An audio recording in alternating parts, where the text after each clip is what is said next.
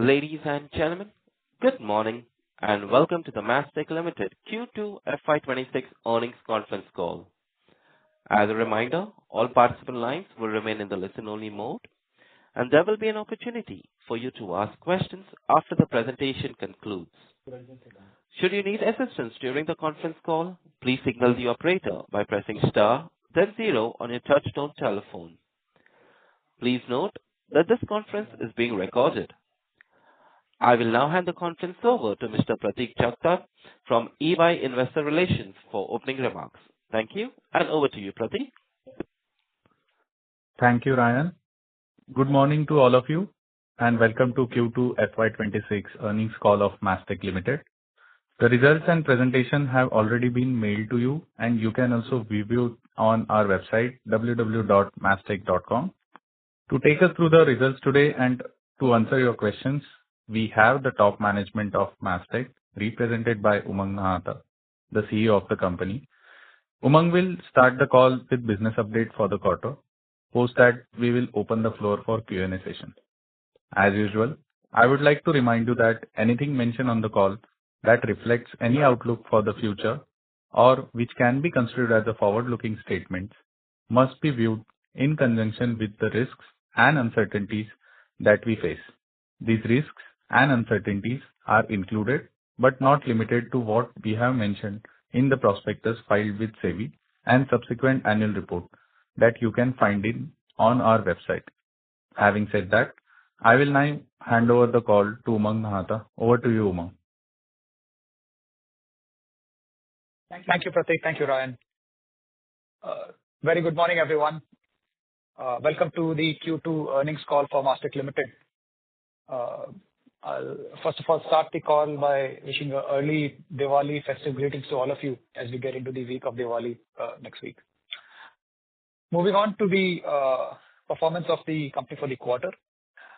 I'm very pleased to share that we continue to see a consistent performance with our business, with a stable result for this quarter, despite the continued geopolitical and macro uncertainties.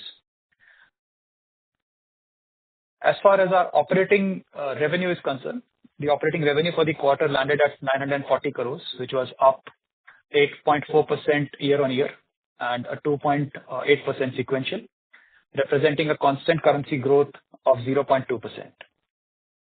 Our operational excellence and discipline on cost control continued to help deliver stable profitability for this quarter. Our operational EBITDA landed at 145.5 crores, a 6% quarter-on-quarter improvement, and a 1.7% year-on-year growth, translating to an operating EBITDA of 15.5%, which is up 50 basis points from the last quarter. The net profit for the year stood at 97.4 crores, up 6% quarter-on-quarter, while it has declined 24% year-on-year due to an exceptional gain of INR 44 crores in the base quarter. So on a normalized basis, if we take out the exceptional item, on a normalized basis, the profit grew 14% year-on-year. Net profit margin stood at around 10.2% as compared to the 9.9% in quarter one. Our 12-month order backlog stood at around $280 million, representing a 2.2% sequential growth and a 6.8% year-on-year growth, supported by healthy deal conversions and renewals across all geographies, especially UK. We continue to maintain a very strong and healthy balance sheet. Our cash position, which is cash and cash equivalents, currently stand at 656 crores as compared to the 549 crores in Q1. DSO improvements continue to be a key area of focus, and we have now brought down the DSO to 80 days versus the 82 days in quarter one and versus the 95 days in quarter two last year, reflecting a strong cadence on working capital discipline. Moving forward, as far as our business is concerned, we continue to focus on the same strategy that we have. The real focus is on execution of the business. The top three strategy items for us that we look at. One is continued focus on geo diversity. We operate in 3 geos, and we are focusing on growing the business across all 3 geos rather than 1 or 2. AI continues to be a key driver. Leading all of our business with AI is the second most important factor for our long-term strategy and growth.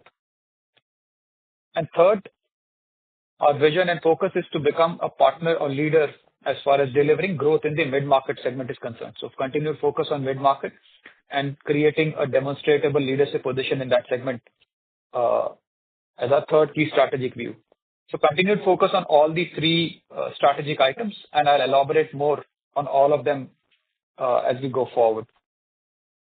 As far as our geographical diversity is concerned, UK continues to be our strongest geography and the largest geography for our business. Our UK business continues to be very strong across all the 3 quadrants that it has, which is around healthcare. So UK healthcare continues to see very strong demand. We see that the government is executing on its policy and investment decisions, which is leading to a strong demand, strong view of the demand as we go forward, as well as strong spending.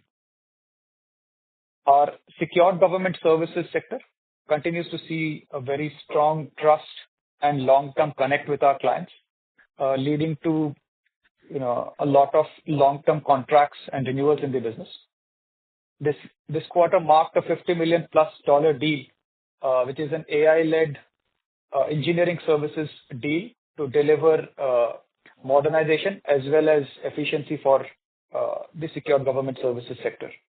And we will continue to see such larger deals and renewals as we go forward. The private sector, which is the third important sector and which has had a lot of focus over the last few quarters to really bring it to forward. I am very pleased to report that the private sector continues to also see good demand. And again, many new logos adding to that sector. This quarter also marked a new $15 million+ AI-led modernization transformation deal with one of the large financial services customers in the vertical. Overall, we continue to see a very healthy AI-led demand across all sectors. A lot of this demand is for AI for technology, which is basically demanding efficiency, modernization, and faster execution for IT technology services. And we are very much taking a front foot approach in terms of delivering a tangible ROI to our customers and demonstrating tangible benefits to them while focusing on delivering steady and improved bottom line for the geography and for the company. As far as North America is concerned, we now have a new leader who has joined North America, Saurabh Mukherjee. Saurabh has joined us from one of the top 4 IT services companies, a very hands-on, healthcare-focused leader. And we are very pleased and excited to see the turnaround and growth of North America under his leadership. Along with Saurabh, we've also made some important changes in our capability leadership in the geography. So we now have a new leader heading our Salesforce business. And that largely marks the turnaround or the overall of the North America leadership that we were trying to do over the last 1.5 quarters, which gives us now the full energy and backing to focus on execution and start delivering the growth ambition of the geography. Our strategy and focus in North America continues to be on healthcare and life sciences as a key vertical. And we continue to see enjoy strong client relationship as well as partner relationships with Oracle, Salesforce, and the data service lines. The overall North America market still has a lot of macro uncertainties, and which is leading to right shift in demand. But we are preparing ourselves for a lot of AI-led demonstrable growth in the geography, which will deliver significant uphaul as we move forward. As far as the APAC and Middle East business is concerned, the APAC and Middle East business, we continue to focus on healthcare as a key vertical. Our strategy in that business is to consolidate and really zero down our focus on a few key segmented areas while delivering profitable growth. This quarter again marked significant growth in our healthcare business with $7 million plus deal on healthcare, which is one of our larger deals in the segment in the geography, as well as continued focus on DSO as well as profitability improvement in the geography. Across all three sectors, like I said, the focus on the key verticals continues to be the same, and we are seeing good, remarkable, larger deals as well as a lot of AI-led demand to deliver technology efficiencies to our client and modernization. Coming to the AI side of our strategy and equation, the AI wave is very much set on and is now, in fact, starting to generate more and more demand. Like I mentioned in a few of our previous calls, we see the AI wave in two parts. The first part of the wave, which is AI for tech, which is delivering efficiency, speed, and better quality on the technology delivery that we have across engineering, testing, managed services, implementations, etc. A lot of very active discussions across all of our customer base, across all geographies on the AI for tech. Our approach to AI for tech is to take a very positive and firm ROI-based approach to our clients and delivering not just an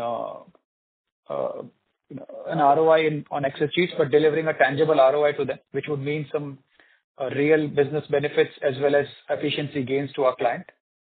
And while we do that, we are also actively working at making sure that we are preserving our bottom line, in fact, improving it as we go forward, which is demonstrable by our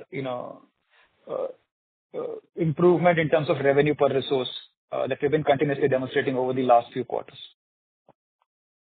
The AI for tech wave is now starting to lead into the AI for business wave, which is where customers are now very actively starting to ask for how could we help use AI as a technology to deliver business transformation. This, I believe, is going to be the biggest wave for the IT services industry over the last few decades and is going to significantly transform our industry. We're seeing some very strong initial trends there and working with almost a dozen of our customers in terms of building their AI for business transformation roadmap. As we deliver this roadmap, we look forward to getting into execution, in some part of FY27 or early FY27. And that kind of change or demonstrable change there will really mark a significant shift in the AI adoption across our customers. While we deliver all of these change, it is also continuous focus on our internal efficiency gains and making sure that we are delivering more and more efficient services both across our delivery as well as our over G&A management. That has now started to, so our focus on operational efficiency has now started to reflect on our bottom line. And we believe while we continue to deliver AI-led efficiency to our clients, our profitability will remain steady and continue to grow northwards as we move forward quarter on quarter. Another last update as far as the Chief Financial Officer, who should have been my partner in crime on this call. We have a candidate who we are expecting to join early next month, and I'm pretty confident to have a partner with me in this call starting next quarter. With that, Pratik, I would like to hand it over back to you for Q&A and discussions from there. Thank you. Thank you. Ladies and gentlemen, we will now begin the question and answer session. Anyone who wishes to ask a question may press star and one on their touchtone telephone. If you wish to remove yourself from the question queue, you may press star and two. Participants are requested to use their handsets while asking a question. Ladies and gentlemen, we will wait for a moment while the question queue assembles. Ladies and gentlemen, a reminder, if you wish to ask a question, please press star and one. We take the first question from the line of Amit Chandra from HDFC Securities. Please go ahead. Yeah, so thanks for the opportunity. So my first question is on the, is on the U.K. geography. Obviously, it remains as a key, growth driver. But within the U.K., we have seen some softness coming in. And if you can, break down in terms of, what's happening in SGS, NHS, and the U.K. private. Obviously, you have given a color, but in terms of the SGS growth rate, obviously, we have a deal there. So what kind of uptick we can see from that deal? And also in terms of the renewal pipeline that is up there in some of the larger accounts that we have in SGS, that we expect to come in the coming quarters. And also on the NHS side, obviously, we have seen one large deal being awarded to one of the large IT majors. So, how to read that and whether we are seeing some risk of vendor consolidation there within NHS and your views on that. So, is it impacting some of our spends that were planned by NHS? And also in terms of what part of the portfolio is getting dragged in the UK. So I see some softness in the Oracle part within the UK and the EU region. So is it over, or we can see some more drag there? Yeah. Thank you for your question, Amit. So as far as UK is concerned, like I said, we generally feel very positive and upbeat across all the sectors that we have. But you're right, as you look at the current performance for the quarter, it's been slower than some of our previous quarters in terms of growth. But let me explain it sector by sector. Like at SGS, which is the Secured Government Services, which is our biggest sector, continues to see a strong momentum. As I mentioned earlier, we're not only signing sizable renewals, but we are also signing these renewals with a lot of headroom expansion from where they were in their previous versions and others. These renewals continue to give us from a 3-year to a 5-year long-term visibility of steady business and growth in these sectors. While we continue to sign these renewals, the sector also, and this is not just for secured government, is across the board, is looking at more and more AI-led efficiency asks, and we are taking a very robust and assertive approach working with our clients in support of the long-term commitment that they are showing to us to deliver some of these short-term saving needs that they have, and demonstrating the potential and capability that Mastek has on its AI for technology to deliver them some tangible savings in the short term as we work with them to gear for much larger long-term business growth within those verticals. As far as NHS is concerned, the NHS deal that got announced by one of our larger competitors, Mastek was not participating in that deal. It's a deal which is not in our current, was not a deal in our direct focus, and it does not impact any of our other businesses that we have with NHS across the various departments within the NHS that we work for. This deal is more around the workforce, systems modernization, and currently we're not participating in that area with NHS. So this particular deal, and well, it's a large deal, but does not have any impact, or we do not see any consolidation or any of those kinds of risks within our NHS and healthcare segment in UK.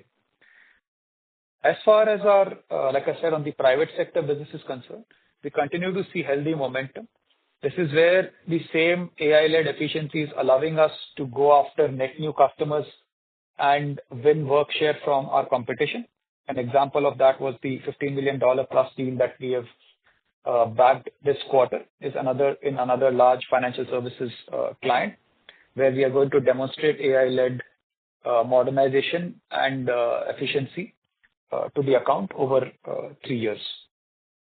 As far as our Oracle business is concerned, Oracle business is seeing it's a little project-driven business and therefore sometimes has a quarter-on-quarter up or down. But we feel comfortable with the pipeline that we're seeing. In fact, we are seeing demand, and we've also closed some good orders in our traditional areas of strength, which is around the local government. And we see strong, healthy demand in the local government and higher education sector again. And our relationship with Oracle continues to be strong. In fact, we were awarded one of the prestigious, AI for supply chain partners in the AI world at Oracle that is going on as we speak. Our Oracle Europe business has also seen a new leader now coming. The leader is ex-Oracle and has really picked up, the Europe business well. And I'm confident that we will continue to see and deliver the kind of vision that we have for our Europe business under his leadership. Okay. So thanks for the elaborate answer.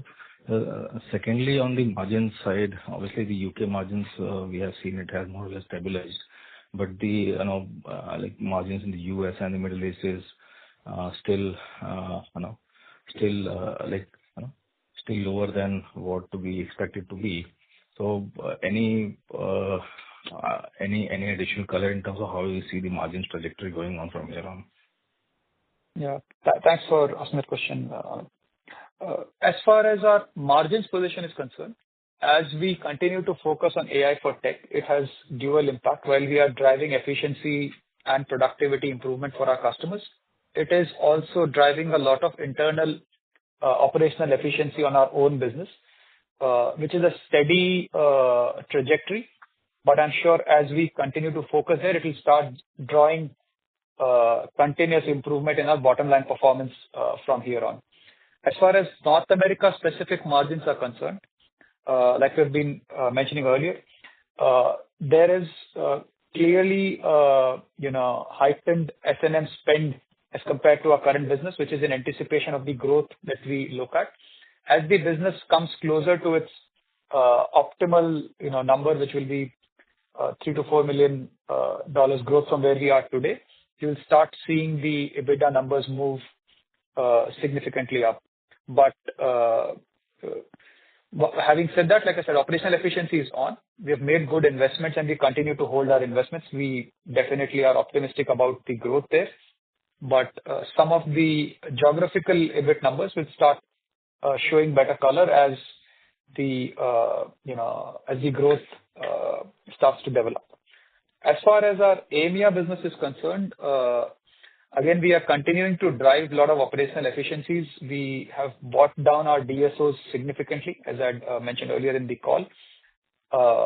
And we are also looking at only profitable growth in the geography. There was a one-off war revenue which led to a one-time dip in the trajectory, but you will continue to see it back on its trajectory from the coming quarters. Okay, sir. Thank you. All the best. Thank you. Thank you. Ladies and gentlemen, if you wish to ask a question, please press star and 1.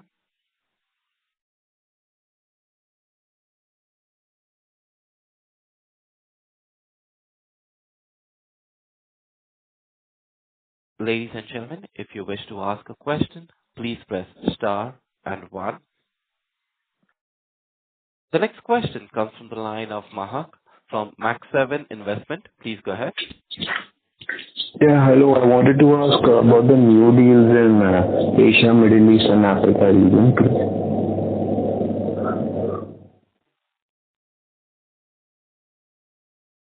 So, Mahak, the new deal that we've secured in the APAC and Middle East geography is in the healthcare segment. It's an AI-led transformation for one of the largest healthcare provider organizations in the geography. It's a multi-year deal to deliver AI transformation, AI-led business transformation for the account. It's a $5 million plus deal. And not only are we executing this deal, we also continue to see good, healthy momentum as far as our healthcare vertical is concerned across EMEA. We have a very strong pipeline to execute in this in H2, and we strongly believe that healthcare will lead to a significant transformation to our EMEA business. The EMEA business also continues to be a strong bedrock for a lot of new AI-led initiatives, as well as development of our Oracle Health services portfolio. And we are starting to see demand beyond Oracle ERP into Oracle Health, as well as Salesforce and some of the other service lines that we have. Okay, thank you. Another thing that with more and more AI and ML, will we see a drop in employee count and employee cost? So as far as the employee headcount is concerned, our strategy is we are not necessarily going and reducing any headcount, but we are also using attrition to our advantage and not backfilling with the exact same numbers, which is leading to constant efficiency and growth. And I believe in the long run, we will see the revenue per resource go up consistently. Overall headcount will depend upon the size of growth, but general revenue per resource will keep moving northwards as we go forward. Okay, thank you. And another thing that using AI, what else we are seeing, like what reduction we can see in operating costs in the future? So as far as our operating costs are concerned, our current and immediate focus from an internal standpoint was on our delivery, which is the biggest portion of our cost as well as business. So we were hyper-focused on our technical execution across engineering and Oracle and Salesforce and all of our capability lines, which was continuously being demonstrated in the headcount reduction as well as delivering growth with the reduced headcount that we have had. As we go forward, will now focus and take the AI-led efficiency to our G&A side of the business also. We believe it will drive some efficiencies there in the G&A, but we haven't quantified that. We want to, but it will directionally improve as we go forward. Okay, thank you. I just want to tell you that the numbers are really promising, and all the best for your future. Thank you. Thank you. Ladies and gentlemen, if you wish to ask a question, please press star and 1. The next question comes from the line of Pulkit Chawla from B&K Securities. Please go ahead. Yeah, hi. Thanks for taking my question. Umang, if I look at your 12-month order book for the last few quarters, the overall growth rate seems to be quite substantial. I mean, this quarter, again, we are looking at close to 7% YY growth. Is there some delay in the decision-making that's sort of leading to some sort of mutedness here? And second, you alluded to, I think, some one-offs in apnea. If you could help us quantify what was the impact on that because of that? Thank you. Sorry, Pulkit, the line was not very clear. If I got you right, you're asking about the slower growth in the 12-month backlog, and was there any kind of delay in decision-making? And the second part of the question was around a one-off. What one-off are you asking about? So you mentioned about one-offs in apnea, which led to sort of some impact on margin. If you would help us quantify. Yeah. Thank you. All right. Yeah. Thank you for that question, Pulkit. As far as the general macro uncertainty is concerned, they are definitely they continue to play a role in the minds of our client as they look at decision making. These are currently 2 or 3 important factors. One, the decision making, especially with our US customers, is shifting right, and we've been seeing that as a phenomena at least for the last 2-3 quarters. While having said that, it's not that the deals are going away, it's just that the decisions are slower as compared to where they were. 2, what is also happening is wherever they had a long-term decision to make, they're making more short-term decisions. So, for example, instead of a 3-year, 5-year deal, they're signing up for a 1-year or 6 months or 1-quarter deal, which is reflecting in our order book and our backlog not moving strongly as compared to our expectations in the geography. So this general macro uncertainty is definitely playing a part in terms of the decision-making mindset of our client. The other important aspect, Pulkit, is The clients are also actually currently and consistently evaluating the impact that AI will have on their IT roadmap and budgets, and more or less dipping their toes in trying smaller projects to deliver efficiency gains, and will use that to then sign much more larger strategic deals, especially with the mid-market customers where our focus is. So we believe we are getting some right indicators in terms of signing a lot of good, strong initial deals with them, which could be backed by much longer, larger deals as we go forward. So that's that's while I've spoken about US, some of the phenomena also applies to our UK, especially the UK private sector customers. As far as the one-off in AMEI is concerned, yeah, there was a particular contract which we have already delivered a sizable portion of it, but we couldn't get the formal paperwork in, and therefore there was some war revenue that we couldn't recognize in the quarter, and which will impact the improve the profitability of the region as we go forward into the following quarters. Got it. Thanks. That's helpful. Thank you. Thank you. The next question comes from the line of Pratham Kankaria from Quantum AMC Private Limited. Please go ahead. Yeah, hello. Pratham, if you can please use a handset and proceed with your question. Okay. So first of all, my North and EMEA region has been answered. So another one is on this recent Oracle, they have announced some very mind-boggling projections on the cloud deployment sales. So if you can just help me understand if there will be any positive impact of this on Mastek. Yeah, Pratham, thank you for your question. I think Oracle's business, generally the Oracle Cloud Infrastructure and Oracle Technology business, is seeing some phenomenal changes in their business and approach. A lot of this, as all of you must have read, is driven by their capital and AI-led investments supporting some of the larger AI and technology companies in the US. So that's boosting a significant growth for them. Generally, overall speaking, it feels like Oracle clearly, as far as the infrastructure race is concerned, has a very strong hold on the supply chain of being able to deliver the GPU faster, and which is clearly adding to its advantage. We believe from a Mastek standpoint, Oracle is our strongest partnership and relationship. Well, the other thing that Oracle is also doing is reorganizing its healthcare business, especially the Cerner acquisition, and trying to move a lot of their Cerner, which is now called as Oracle Health, to cloud and cloud infrastructure especially. And that's one area that we have very strong presence in. We are one of the very few partners globally who do that kind of work for Oracle.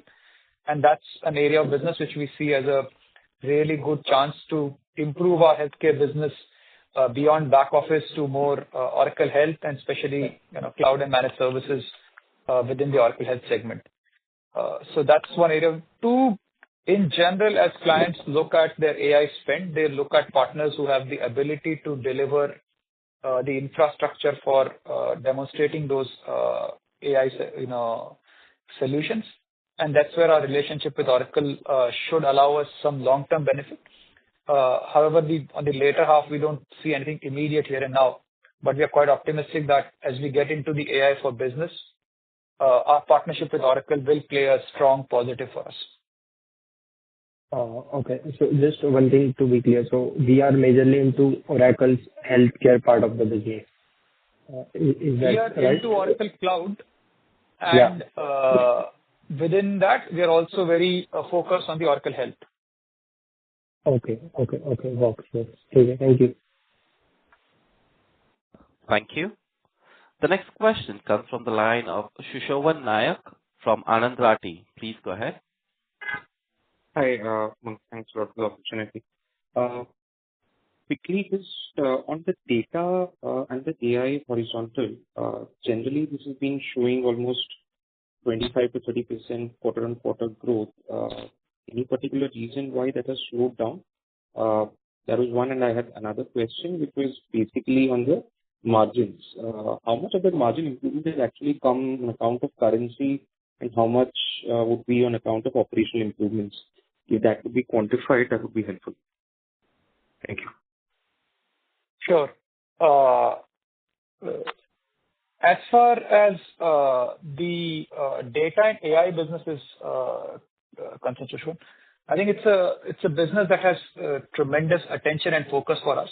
We are seeing continued demand, not just from the North America side of the business where we had acquired the asset, but really our ability to deliver it globally across all of our customers globally.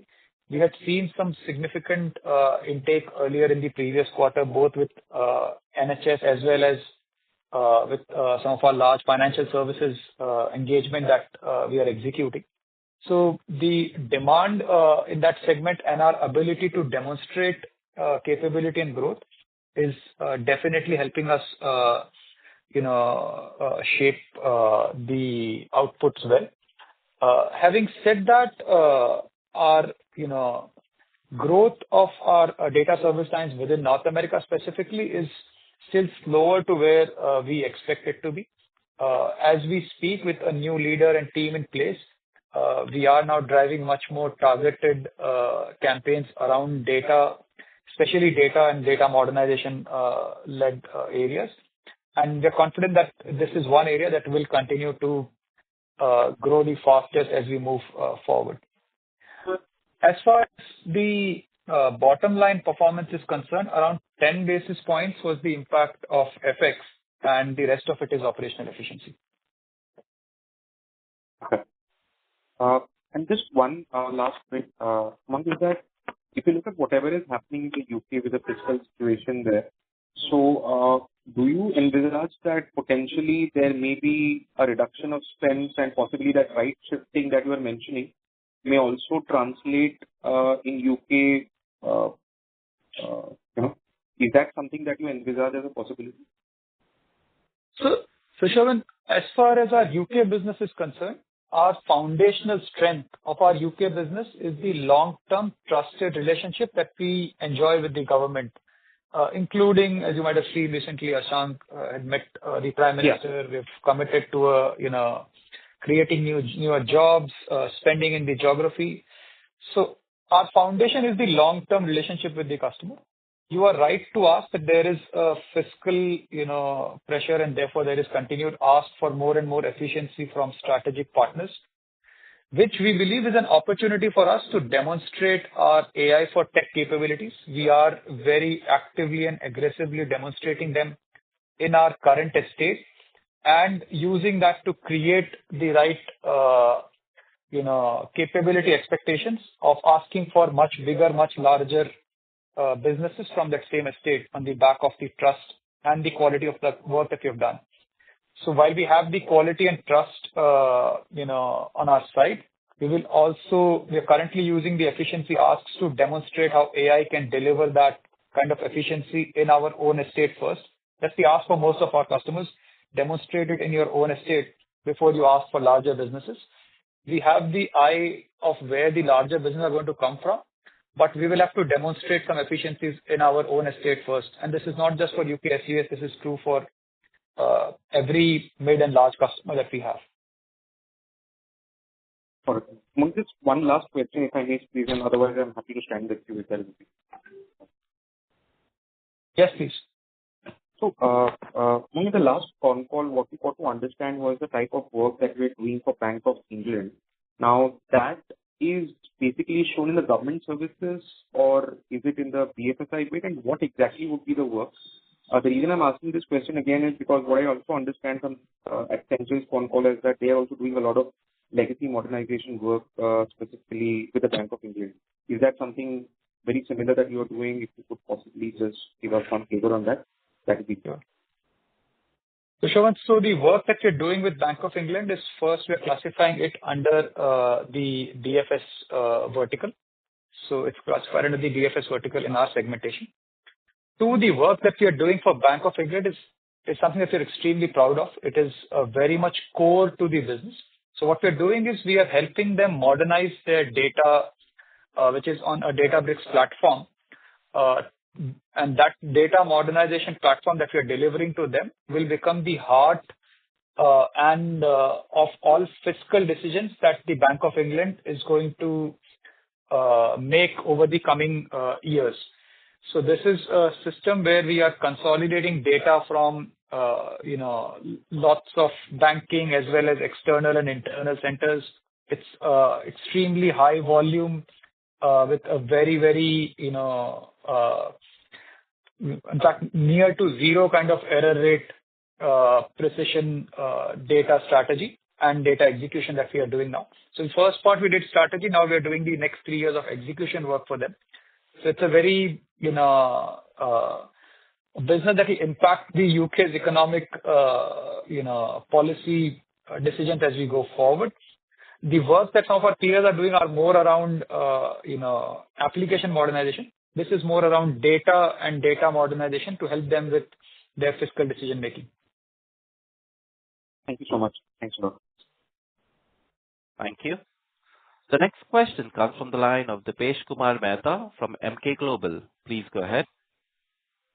Yeah, thanks for the opportunity. A couple of questions. You indicated about some kind of delay in decision making and client preferring to sign shorter term contract. Do you expect that will lead to better conversion from order book to revenue? In the past, your order book to revenue, if I look multiple, roughly around 1.6 if you want to do next 4 quarter kind of calculation. So do you expect it to improve? Second thing is, if I look your QOQ order book growth, do you think revenue conversion will be faster than that, considering short tenure deals signed in that order backlog? So that is question one. Second question is about America segment margin. If I look at it, we have seen some double digits, let's say in last year H2, America segment margin operating at. How one should look segment margin of America?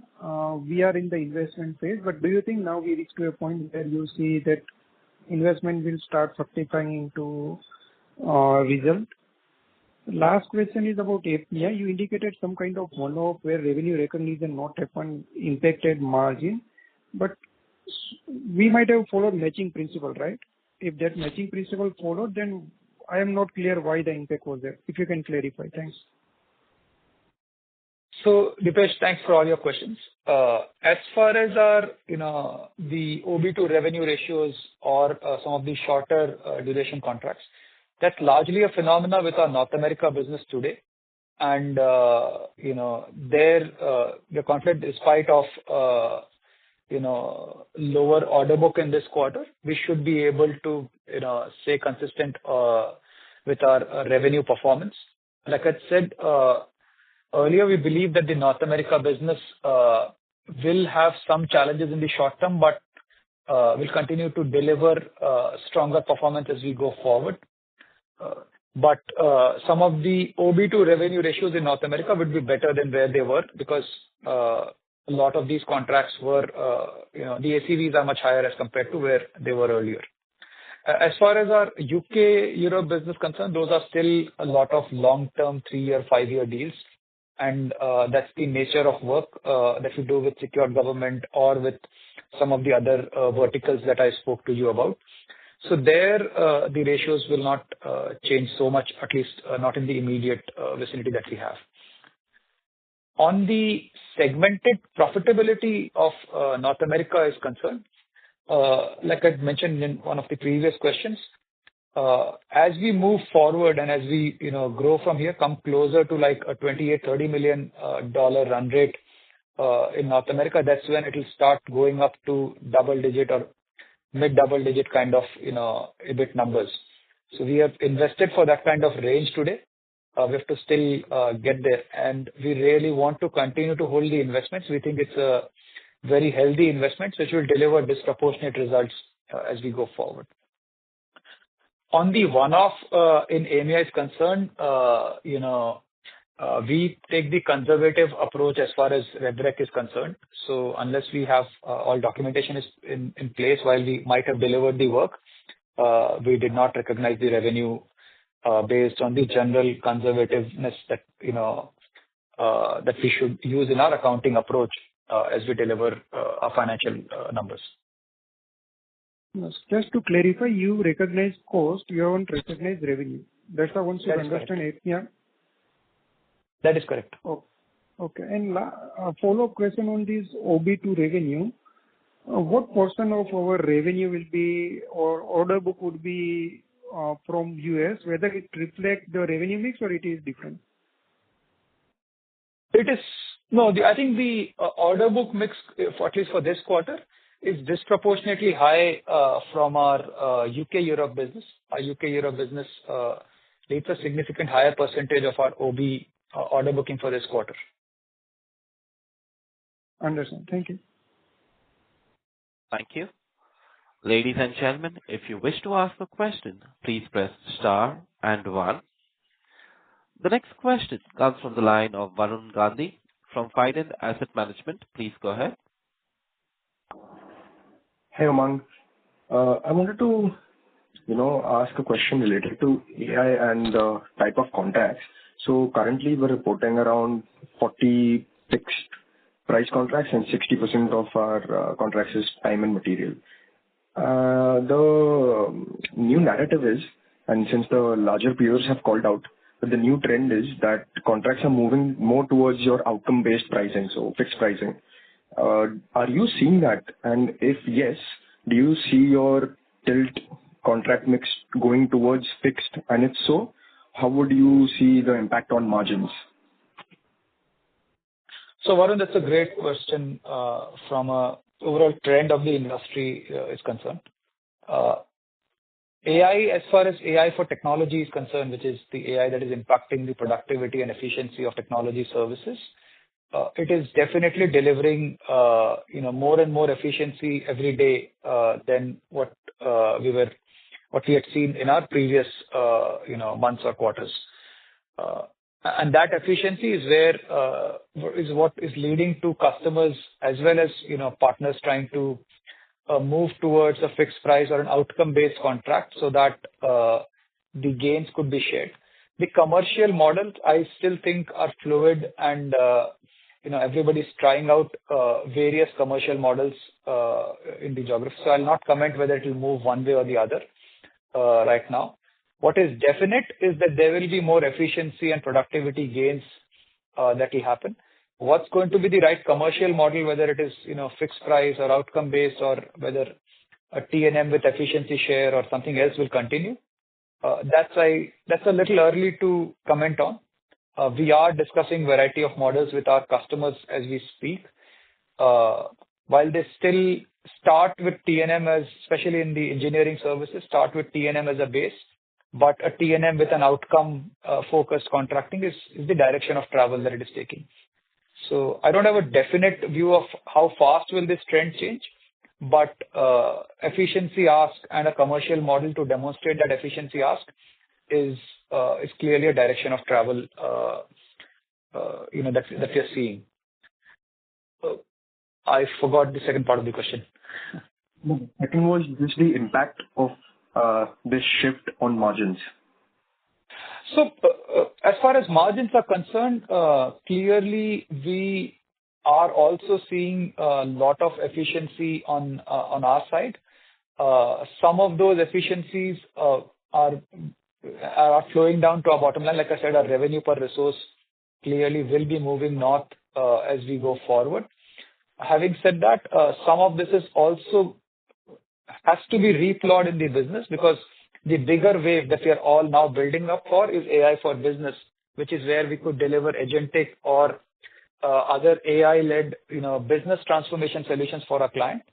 And that requires us to demonstrate and build a lot of solutions, assets, proof of concepts, working closely with our customers.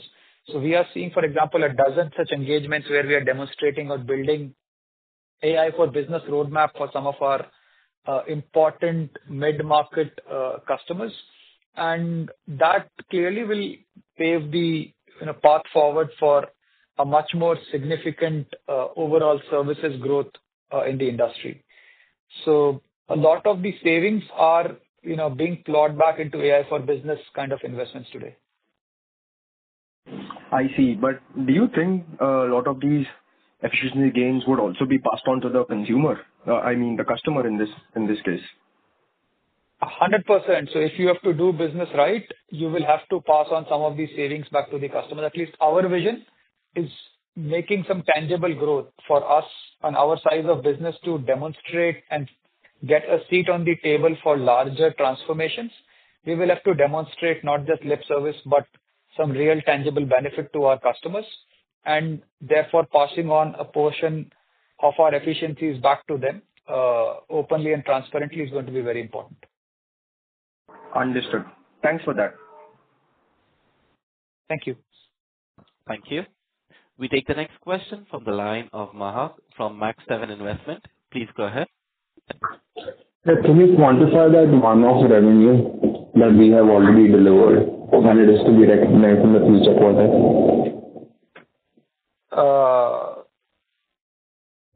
We don't have an exact number with me, Mark, but closer to the tune of like $500,000. $500,000. Okay. And another thing that can we have the order book bifurcation region-wise next quarter on it? Mark, we usually do not disclose order book. That's not how we're working at. But we continue to disclose and share our regional performance as well as our anticipation for the region. But we don't disclose order book by region. Okay. Thank you. Thank you. Ladies and gentlemen, as there are no further questions from the participants, I now hand the conference over to Mr. Umang Nahata for his closing comments. Thank you, Ryan. Thanks for helping us organize the call. Thank you, everyone, for your participation and your active and very engaging questions. We continue to see very strong optimism in terms of the macro, especially the AI-led technology disruption that we are going through.